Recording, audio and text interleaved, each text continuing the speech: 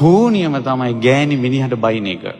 හොඳට බලන්න මේ තියෙන මේ බුද්ධ වචනේ තියෙන්නේ බිරිඳගේ හදවතින් එනවා කියන වචනයන් පව් මේ මිනිස්යාට හොදක් වෙන්න ඕන කියලා. අද ගෙවල් වල තියෙන වචන ටික නම් අම්මෝ යම්කිසි ස්ත්‍රියක් ස්වාමියාට බැන බැන ඉන්නවද යම් ගෙදරක ඒ ගෙදර හෝනියම නම් මොන පුහුලෙන්වත් කපන්න බෑ. මෙතනද දරුවනේ නුඹලා අනාගතේ විවාහ වෙන්න කැමැත්තෙන් ඇති. යම් දවසක ඔබ විවාහ වුණාට පස්සේ ස්වාමියාට බයිනවා නම් දෙස් දෙවොල් තියනවා නම් තෝ කියලා කියනවා නම් ඒ ගෙදර පිරිහීමක් මිසක් දියුණුවක් නැහැ.